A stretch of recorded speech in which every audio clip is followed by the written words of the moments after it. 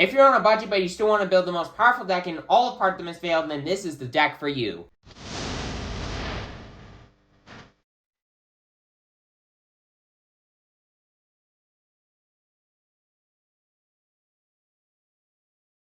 Hello and welcome to the table, and today I'm going to be doing a deck tech video for new Alluring Desire. Now this deck is absurd because, sure, it's an assassin and gives you access to stupid powerful attack reactions, but it's also a mystic, so it gives you powerful, stupid, absurd mystic cards and also transcend cards, allowing you to turn on New's ability, which we'll get to that here in a second, because we first need to talk about her other effect of giving your attacks with stealth the ability, when the chain link resolves, banish all action cards defending this. Why does that matter? Well, let's talk about her instant speed effect. You can bitch a cheat, look at the top card of the opposing hero's deck, and if it's blue, you get to banish it, and until the end of turn, you may play blue cards from that hero's banish zone without paying their resource cost. Now, first off, you do not need to banish a blue with her ability in order to get the whole effect of you get to play blues for free. No, you get to do that no matter what. The second you pitch a cheat to activate New's ability, you get to do that no matter what. But yeah. In addition to that, I want to note that you can do this multiple times and potentially get multiple instances of looking at the top and potentially banishing multiple blues. Sometimes that'll matter if you have so many cheat in your hand or whatever, but most of the time that doesn't matter, but I still want to bring up that interaction.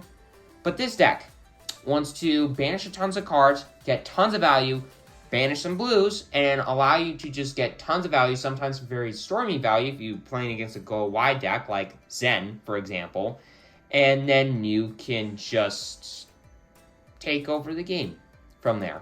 So yeah, this deck's insanely powerful. It's got access to tons of incredibly powerful cards, but before we get into that, we gotta talk about the weapons, and we gotta talk about the equipment. We got Back into Mistblade. Now this card is the best assassin weapon in the game. First off, it looks pretty. It's got cherry blossom tweeds in the art. But in addition to that, it also has the best on hit in all of the game as far as weapons go. Because this says when it hits, your next blue attack gets +1 power and go again. And this attacks for 1 with go again for free. Well, I mean, you have to pay 2 resources, but still. This card is absurd. Why? Because you can get to play some mind games with the opponent. This deck doesn't want to go as wide as some new decks. This wants to go more tall than wide. But playing mind games with the opponent is very good, because this card is very good at doing that. Just period.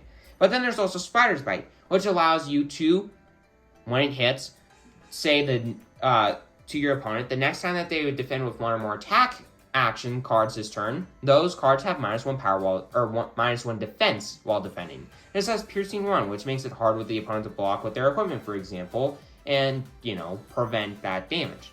But this attacks for 1 go again, it has Piercing 1, that's great. This card is awesome because, most of the assassin weapons, this one is the most consistent because more decks in Flesh and Blood play attack actions than any other type of card. But yeah, this card's great.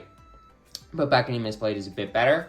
But then let's talk about the equipment. From worst to best, Undertow Stilettos I think is kind of the worst. It blocks for 1 Battle-Worn, which is great. And as an attack reaction, you can pay a resource, destroy this, and create a Slither in your hand. Which, if you don't know what a Slither is, let's get to it. It gives an attack action go again, which is great. But this deck, like I've said earlier, doesn't want to go as wide as it wants to go tall. So Undertow Stilettos is just a little bit worse than Arousing Wave, which is the same thing, but instead of making a Slither token, you get to create the Feigned Strike token, which can give a +1 power buff to an attack action instead of go again, which is normally worse than go again, but in this deck it is better. But before I go any further, I want to make note that Arousing Wave, Undertow Stilettos, Mask of Perdition, and Redback Shroud, they all have attack reaction effects. And I want to point that out because you should be taking note of that for all of the new decks that you build, because there are cards that care about if you've played a certain amount of attack reactions or activated, and those cards can allow you to turn on those effects way more consistently. Now let's go further. Mask of Perdition, this card's awesome. Sure, it can get recurred if you pay silver at the start of your turn, but we don't have ways to make silver in this deck, so let's just ignore that. And on Redback Shroud, that's also the case, so let's ignore that too. But this blocks for 1 Battle-Worn, which is also great, but as an attack reaction, you can destroy this, and give an assassin attack action the ability of, when it hits a hero, banish the top card of their deck. Now, certain stealth cards have really powerful abilities if they banish certain cards. I need to give the attacks more consistency in doing that powerful thing is great, which is why this card is getting run in the deck and continuing to shine as the best budget attack assassin equipment ever. Unless we talk about Redback Shroud for this deck, because this card is absurd and new. What does this card do? Well, it blocks from one battle worn, but as an attack reaction, you can destroy this and give your next attack reaction card you play this turn the ability to cost one less to play. Now, getting into the main deck, everything costs 0, except for certain attack reactions that cost 1. Well, if you have 2 cards in hand, let's say, a stealth attack and attack reaction that costs 1, which can happen more often than you would think, well, shoot, now I can't pitch anything, I just got an arsenal and pass. That sucks. Well, wait a minute. You got this card. Now I can play my Hiss for free. I can play an attack, a stealth attack, and play the Hiss for free, which is great and super duper powerful. But, gosh dang it, I keep clicking the wrong thing. But there are 2 halves to the main board of the deck, the stealth attacks and the attack reactions. Now I'm going to go over a lot of stealth attacks and I'm going to go over the attack reactions. And then lastly, I'll go over the sideboard, because the sideboard is very important in this deck. But so first off, we got Art of Desire Body. This card is absurd because it attacks for 3 first off. When it hits a hero, you get to banish the top of their deck. And most importantly, when this banishes a red, you get to draw a card, a whole freaking card, and gain a life. So remember when I said Mask of Perdition can turn on some super powerful effects on hit effects with cards? This is what I was talking about. Because when it banishes reds, you get to draw cards. Well, if you banish multiple reds, you get to draw multiple cards. That's awesome. So this card, 1, forces your opponent to not want to block with reds and block with something like blues, but then you get to get value off of new, so it puts them in a rock and a hard place there. But in addition to that, they're like, oh, I don't really want this to hit, because what if they banish reds? And what if they activate a card like Mask of Perdition, and they banish multiple reds, and they have something like a Slither, and then they can just go wide from there, and yeah, it's just awesome. This card's awesome. But then there's Bonds of Attraction. Now, this card wasn't originally in the deck, and then I read it, and I'm like, okay, this needs to be in the deck. Why is that? Well, this attacks for 3, costs 0, blocks for 3, it's got stealth. It says when it hits a hero, you get to banish the top card of their deck, and then banish a card from their graveyard. That is absurd. I didn't read that, and I don't think a lot of people noticed this at first, because it went from not being a card that anybody played to being a card that everybody played, in addition to another card that I'll talk about here in a second. But Bonds of Attraction is great, because it can banish multiple cards just if it hits. It can banish 2 if it hits, which very few cards in this deck can do, and that's great. But in addition to that, this has the ability of when it banishes a card, if it has banished another card with the same color, you get to gain life. So let's say the opponent blocks with a red, and this card goes ahead and banishes the top card of their deck because you buffed it with one of your attack reactions. Well, let's say that's a red. Well, now you're going to gain a life guaranteed. But then you get to banish a card from their graveyard. Let's say you banish another red. Well, now you're going to gain 2 life, you're going to get rid of 2 red cards, and you're going to get rid of a red card the opponent was just blocking with. That's awesome! But then let's get into the blues. We got Eye of Desire Mind, which is the same thing as the red one, except it cares about blues. And Bonds of Attraction, which is the same thing as the red, except it attacks for 1 instead of 3. But then there are the rest of the cards. Bonds of Memory is the card I was talking about earlier, because this can also, when it hits, banish the top of the deck and a card from the graveyard, which is absurd, but it doesn't gain you life as much. But it's still in the deck because you can banish multiple cards at once very, very easily, which is awesome. But when it banishes a card, if it's banished a card with the same name, you get to gain life. That's not going to happen as often as, banishing cards with the same color, but still. But then there's also Double Trouble.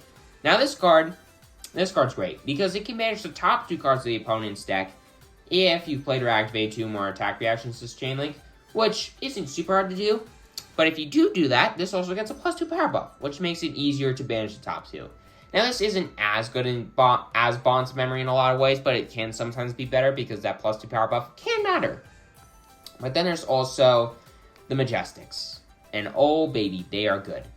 Persuasive Prognosis allows you to, when it hits, banish the top of the opponent's deck. You get to look at their hand, and then banish a card with the same color as the banished card. That's great, because hand interaction is very powerful and very broken. When this banishes an action card, you get to gain life. So you're very, very easily going to be able to gain a ton of life, most likely 2 life, and banish a card from the opponent's hand, and, get to still banish a card from the top. It still has to hit, but, I mean, come on. This is Assassins. It's gotta hit, unless you're playing against Enigma. But still, we'll get to that in a second. But then lastly, there's Bonds of Agony. Now, this is a card that I've talked about a bit. This is potentially the most interactive and disruptive and all the words card in all of Flesh and Blood, because this attacks for 1 stealth. If you play it or activate 3 or more attack reactions as chain link, this is the reason why all of your equipment should have attack reaction effects, or just very, very powerful, generically good cards. This card gives itself a +3 power buff if you do so, and the ability of when it hits, looking at the opposing hero's hand and choosing a card. Then you get to search their hand, their deck, and their graveyard, and banish up to 3 cards with the same name as the chosen card, and then they shuffle. So, hand disruption.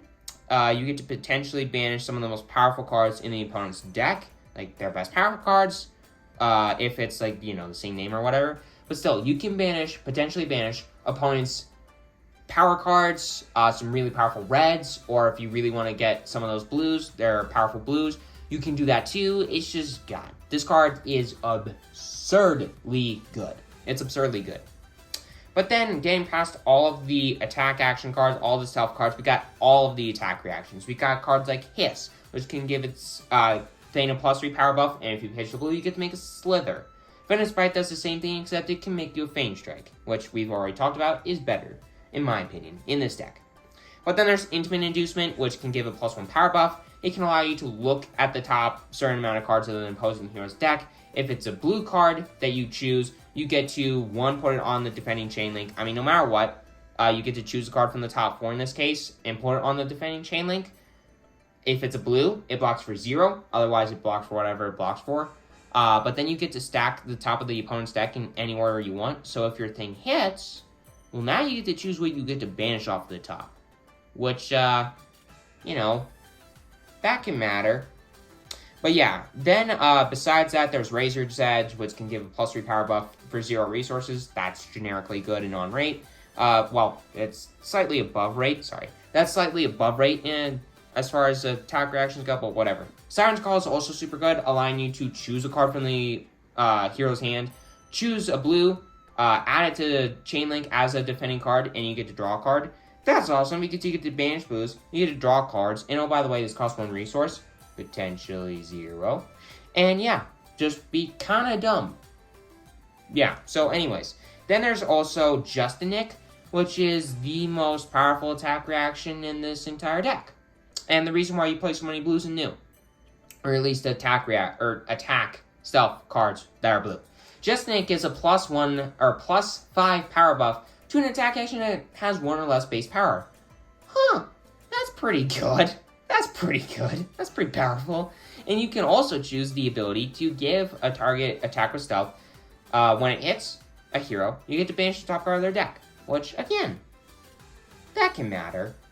So yeah, Justinic is good. Also, the 2 copies of Tide Chakra are pretty good. And are a reason why I say it's gotta hit. A lot of the time, for new at least. Because it can give a +5 power buff if you've transcended.